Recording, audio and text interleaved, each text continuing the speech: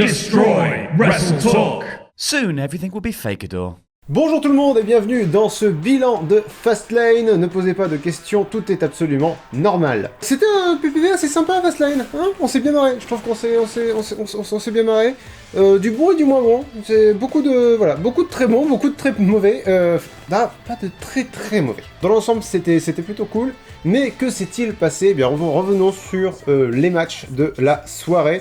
Du plus mauvais au meilleur, et on ouvre le bal avec Charlotte Flair contre Becky Lynch. Je crois que c'est la première fois depuis que je fais les pronostics et les bilans que le match qui me hype le plus c'est le match que j'ai le moins bien noté. Pourquoi ce match Charlotte Flair contre Becky Lynch était à chier? Parce qu'en fait Becky Lynch, ils ont joué la carte que Becky Lynch était vraiment blessée. Le match se résumait à, je lui ai mis des moins.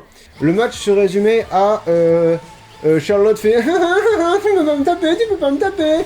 Becky Lynch lui met un petit coup, Charlotte lui met un gros coup. Tu peux pas me taper, tu peux pas me taper. Becky Lynch lui met un petit coup, Charlotte lui met un gros coup. Puis au bout du troisième, on en a plein le cul. Voilà, et ça a jamais décollé forcément, puisque Becky Lynch était sur une jambe, donc elle pouvait rien faire. Et la seule raison qui fait que Becky Lynch est qualifiée pour ce match à WrestleMania, c'est parce que Ronda Rousey est intervenue. Et voilà, et a choisi de disqualifier Becky Lynch, la faisant gagner, faisant qu'elle a rejoint le... Bref, et le truc qui est moche, c'est que ça discrédite beaucoup Becky Lynch.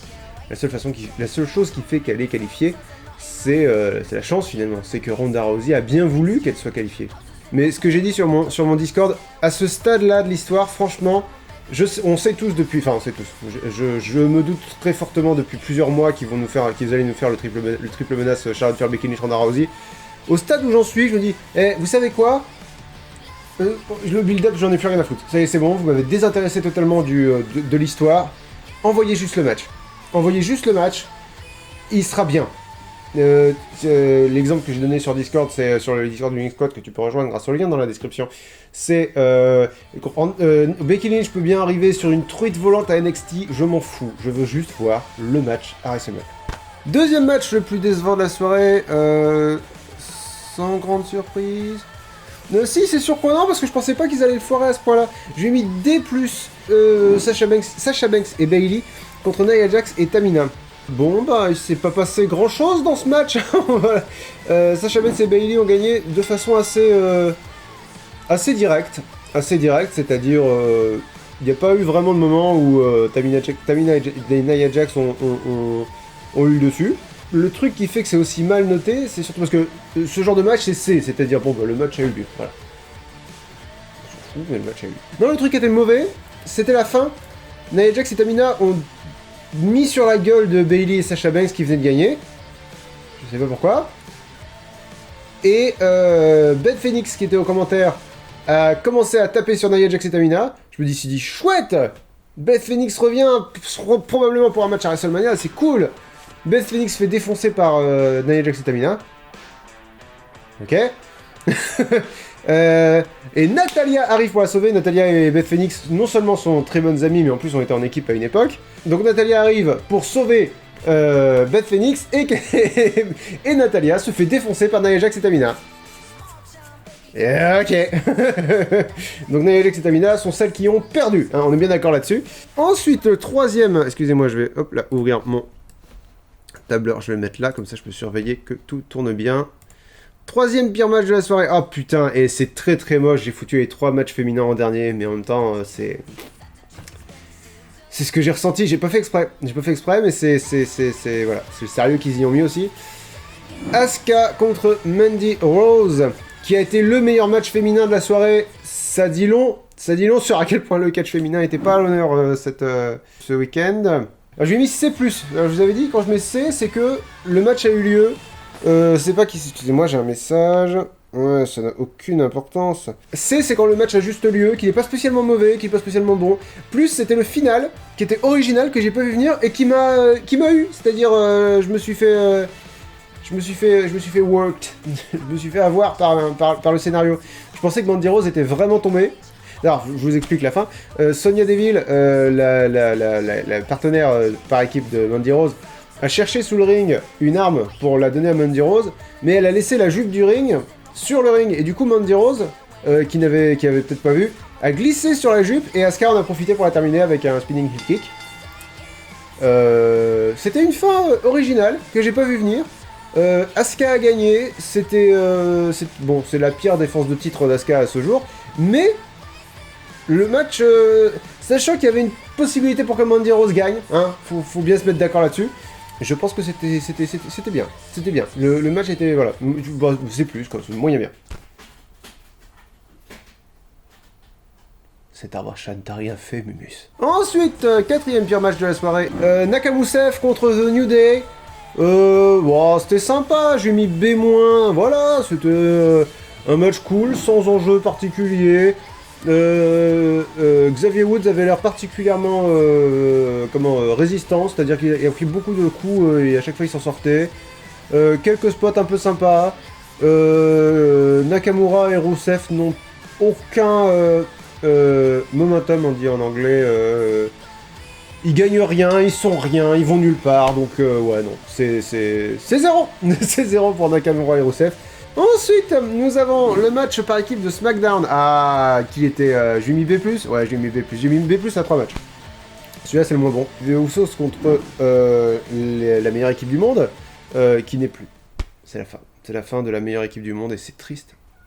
Mais oui, toi aussi, Mus, t'es très malheureux. Alors, The Miz jouait à domicile et ils ont vachement joué la carte là-dessus. Il est venu avec un t-shirt pour avec marqué Cleveland est génial dessus, je sais pas quoi. Il était aux couleurs des Cavaliers de Cleveland, qui doit être l'équipe de basket locale, baseball, je sais pas du tout. Bref, il était aux couleurs locales. Le match était sympa. J'ai beaucoup aimé le catch de The Miz, très aérien, très babyface, genre je suis le héros local. Non, c'était vraiment très très chouette de voir The Miz vraiment prendre tout ce que la foule avait à lui donner. Elle avait beaucoup à lui donner. George Mizzanin, le père de The Miz, était au premier rang. Il est pas acteur, Pépère, hein. On abordera ça à la fin. Il y a eu un spot vraiment incroyable quand Jay ou Jimmy, je ne sais plus, allait faire un frog splash sur The Miz à l'extérieur dans le ring, pardon. Et Shane McMahon l'a intercepté avec un demi coast to coast, du coup un coast to coast mais en diagonale. Le timing que ça demande de faire ce genre de coup, surtout qu'ils ils sont pas regardez genre 1, 2, 3, non ils ont vraiment, je sais pas, ils devaient avoir un signal entre eux parce que c'était très très fluide. Et à la fin, Shane McMahon a trahi The Miz. Oh là là, comme c'est mal, il y a un chat qui veut sortir, je vais l'ouvrir. Donc Shane McMahon a trahi The Miz en l'attaquant dans le dos et en s'en prenant également à George Mizzanin. Il lui a pris le visage et lui, il l'a jeté sur son siège comme ça, sur sa chaise, c'est pas des sièges. Il a fait ces espèces de coups de poing qu'il a beaucoup de mal à simuler, du coup il y en a plusieurs qui ont vraiment touché la tronche du Miz, je pense. Et pendant ce temps-là, George Mizzanin était était aux abords du ring en train de regarder. C'est pas bien. Ça, c'est pas bien ça. Ça nous rappelle que voilà que tout le monde n'est pas comédien. Et donc ouais voilà, Shane McMahon est le méchant de l'histoire maintenant, c'est officiel et c'est une excellente chose. J'avais très peur qu'il fasse faire un heel turn à The Miz, mais j'ai envie de continuer à voir The Miz en babyface. C'est un truc qu'on n'a pas vu beaucoup, on l'a vu une fois et c'était très raté.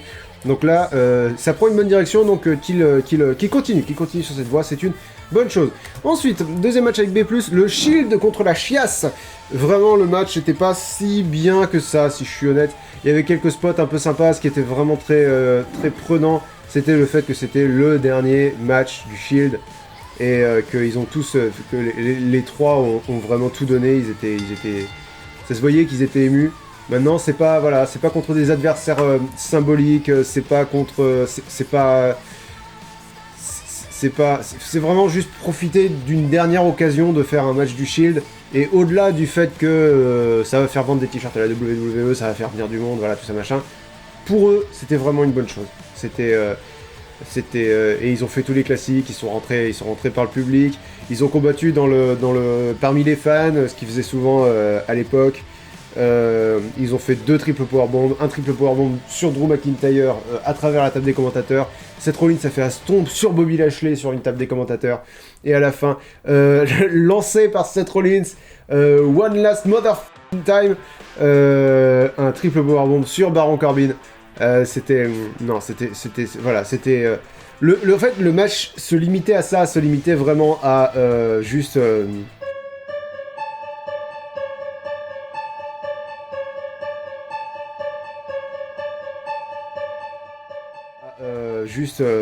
C'est le dernier match du Shield. Et de toute façon, ça a une portée, quoi. J'ai bientôt plus de batterie, je devrais peut-être changer la batterie. Ouais, je vais faire ça. Ensuite, dernier match avec B+, mais qui comment dirais-je, d'un point de vue purement in-ring, est largement supérieur aux deux autres. Les plus veulent dire quelque chose de différent à chaque fois, c'est-à-dire que B+, pour le match par équipe de SmackDown, c'est le heel turn de Shane McMahon. Le plus, c'est le heel turn de Shane McMahon. Le Shield contre la Chiasse, le plus, c'est le dernier match du Shield et l'impact émotionnel de ça. Et là, le plus, c'est juste le in-ring. C'est-à-dire que je pouvais pas me contenter de mettre un B à ce match-là, qui était vraiment incroyable. Ça méritait peut-être un moins maintenant que j'y pense. Mais bon, écoutez, on va rester sur B+. Le match pour le titre US. Donc celui-là a été décidé le soir même. J'ai pris vos pronostics, vous étiez pour Samoa Joe. Donc Samoa Joe contre Rey Mysterio, contre Andrade Cien Almas, contre R-Truth. J'ai pris énormément de notes sur celui-là, je vais pas pouvoir tout vous parler de tout. Je vais voir s'il y a des spots dont j'ai particulièrement envie de parler. Je vais parler d'un truc, c'est que Rey Mysterio a vraiment été le MVP du match. Il a fait plein de trucs incroyables. Je crois que Rey Mysterio a 44 ans. C'est incroyable ce qu'il arrive à faire. Les clins d'œil à Eddie Guerrero, j'arrive toujours pas à décider si c'est une bonne chose ou pas, parce qu'ils en font pas grand chose finalement. Tu sens que c'est des moqueries, tu sens qu'ils se foutent de la gueule de Rey Mysterio. Genre, je prends le style de ton pote mort. Bon. Faut peut-être pas le formuler comme ça. Mais ils en font pas un scénario, du coup c'est un peu dommage, parce que ça pourrait être vraiment Rey Mysterio qui s'énerve parce qu'il a l'impression que la mémoire d'Eddie est insultée, enfin, un truc quoi, n'importe quoi. Oh là là là là là là, ouais, non mais j'écris que des trucs sur Rey Mysterio. Samoa Joe est toujours champion, il porte bien la ceinture, hein, cet enculé. Quand il est arrivé avec la ceinture US, je me suis dit putain, ça c'est un champion. Là j'y crois, mais je bave. Non ouais, vraiment le match était très très cool. Beaucoup d'action, mais pas autant que le match par équipe de Raw. J'ai mis A-, la seule raison pour laquelle il a moins, c'est qu'ils ont pas laissé The Revivals savourer leur victoire. C'est honteux parce que... Et en même temps, il suffisait de regarder qui y avait sur le ring. Alors autant Bobby Roode, je suis pas super fan de Bobby Roode. Bobby Roode il est dans ma catégorie, ils sont bons, mais ils sont pas... ils sont pas... Ils sont juste bien.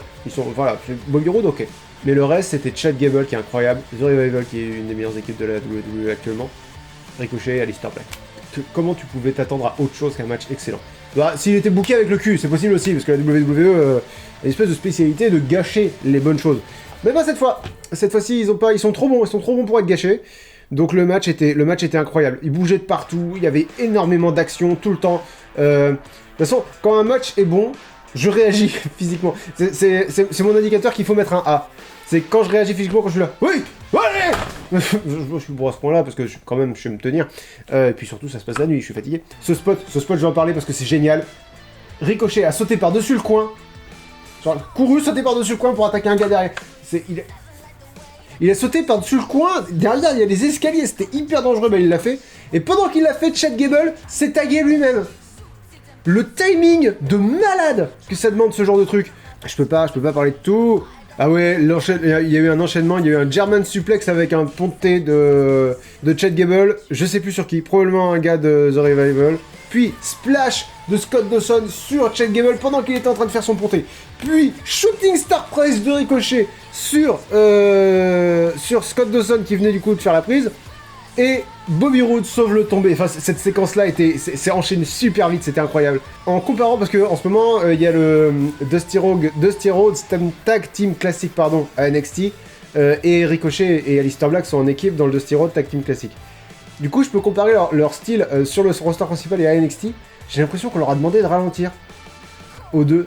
Et c'est très rigolo, parce que t'as vraiment l'impression que Ricochet combat sous l'eau.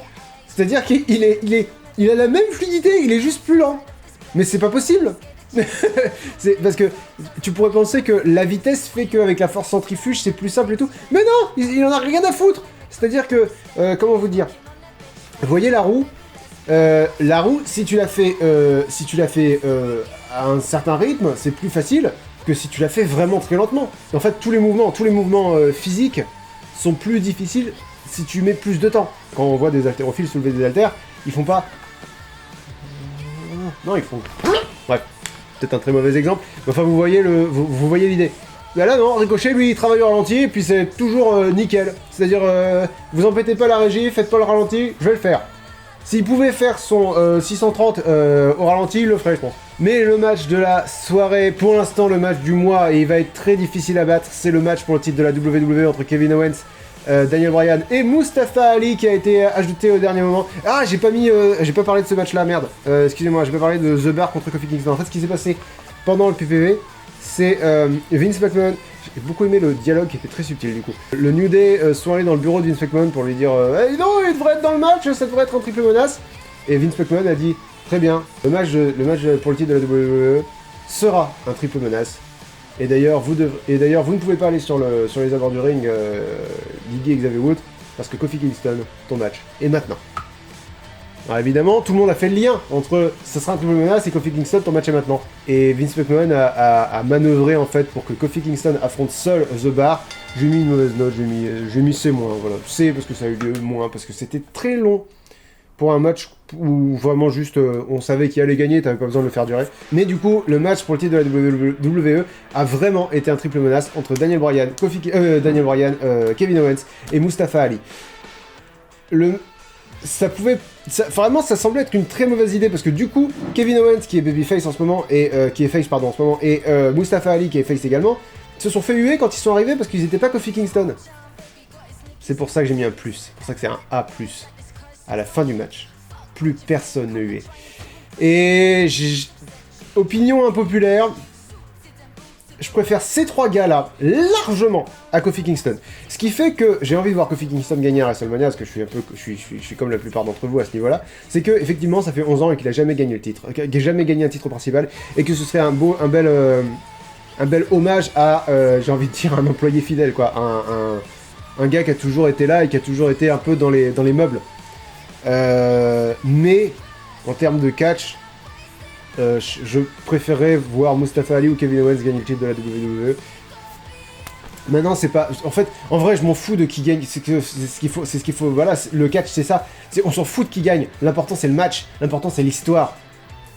C'est pour ça que Kofi Kingston qui gagne, c'est une plus jolie histoire que Kevin Owens ou Mustafa Ali qui gagne. Que Mustafa Ali qui gagne, ce serait une très très belle histoire parce qu'il vient du. Bon, bref. Mais là, c'était pas le moment. Bref, à la fin du match, tout le monde applaudissait Kevin Owens et Mustafa Ali. Et franchement, même Daniel Bryan, il est génial. Enfin, c'était un mélange de styles très intéressant parce que Kevin Owens c'est plus powerhouse, Daniel Bryan est plus technique et striker, et Mustafa Ali, lui, il voltige. Mais le spot du match, c'est Daniel Bryan qui fait un dropkick sur Mustafa Ali qui était debout sur le troisième coin. Mustafa Ali décide de se suicider. Il se jette en arrière. Enfin, du coup, c'est le dropkick qui lui fait le coup, mais c'est pour de faux. Comme dirait Ronda Rousey, tout est faux, rien n'est. Christian Bale n'est pas Batman. Je ne suis pas un luchador. Voilà. La vie n'est que mensonge. Daniel Bryan fait un dropkick sur Mustafa Ali au sommet du coin. Et Mustafa Ali, avec l'impact, il se jette jusqu'à la barricade. La première fois que je l'ai vu, j'avais eu peur que ce soit la tête qui ait heurté la barricade. C'est l'épaule. C'est l'épaule. Il a réussi à pas mourir sur ce spot-là. Et c'était pas gagné. C'était pas gagné, mesdames et messieurs. Ce spot était incroyable. Je vais prendre mes notes. Il y avait un truc qui était bon. Il y avait un truc totalement anecdotique, je vais le dire, que j'ai beaucoup aimé. C'est Elias qui a fait 3 interventions dans le PPV. Et à chaque fois, il chantait ce qui venait de se passer. Du coup, ça faisait Ménestrel qui vous raconte c'est genre, on était dans l'histoire de... comme le coq dans Robin des Bois, c'est-à-dire, je vais vous raconter l'histoire de Fastlane. C'était rigolo. Et à la fin, Lacey Evans l'a interrompu, parce que, voilà, ils ont changé le titre en trop de Lacey Evans, et ça m'a vraiment déçu, parce que j'aime beaucoup son titre en trop. C'est-à-dire l'affichage sur l'écran. Avant, ça faisait militaire, ça faisait... Il y avait un lien entre, si vous voulez, pin-up des années 40 et militaire, parce que genre c'était pour les pin-up servaient à donner de l'entrain, on va dire, aux soldats. Ça, être femme, toi aimer femme, si toi combattre, toi rendre femme heureuse, toi vouloir rendre femme heureuse, car toi fier hétérosexuel de l'armée, c'était les années 40, les choses ont évolué depuis. Bref, et là ils ont remplacé ça par des petites fleurs. Ah, le dire à voix haute, c'est tellement pire. Mais c'est pas grave, de toute façon, Lacey Evans, les gens vont être déçus. Hein, parce que Lacey Evans, elle est pas...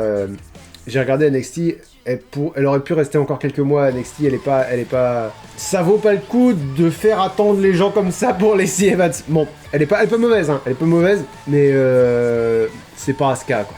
Bref. Donc voilà, Elias a été distrait par Lacey Evans, il s'est pris un RKO de Randy Orton, et parce que Randy Orton était là, il avait envie de faire un RKO, et AJ Styles a fait un phénoménal forearm sur Randy Orton. Je vous avais dit que ça mijotait, bah voilà. Non mais trop de choses, trop de choses. C'est Mustafa Ali qui a pris un Stone Cold Stunner. Ça c'est cool. Ah oui, Mustafa Ali a fait un 450 sur les abords du ring. Là où ça fait mal.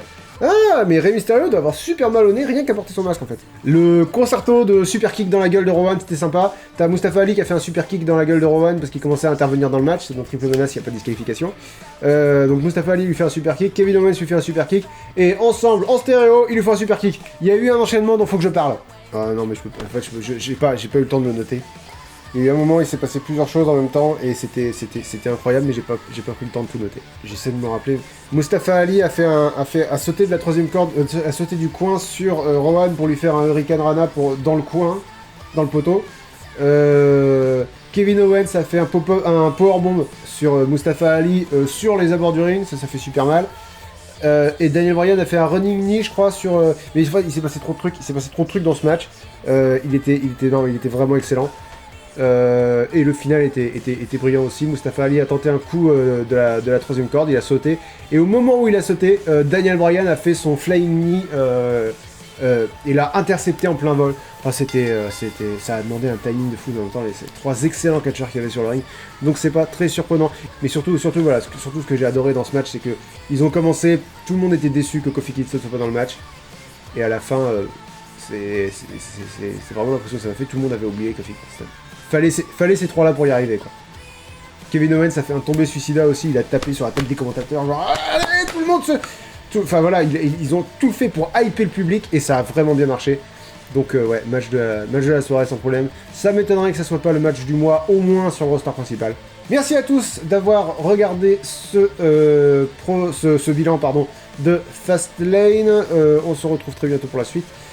Si vous vous demandez pourquoi le masque, je vous suggère de vous abonner à WrestleTalk et de regarder. Et si je fais de la pub à WrestleTalk, je fais aussi de la pub à Cultaholic parce que c'est les deux chaînes que je suis. Bref, abonnez-vous à ces deux chaînes. WrestleTalk pour comprendre pourquoi le masque et Cultaholic parce que c'est même niveau de qualité les deux. On se retrouve très bientôt pour la suite. Je vais monter des épisodes de Resident Evil 2 avec Jérémy et de Spider-Man. Et on se dit à bientôt pour la suite. Ça fait combien de fois que je le dis? Je crois que ça fait 3 fois que je le dis. À bientôt pour la suite. Hey, salut!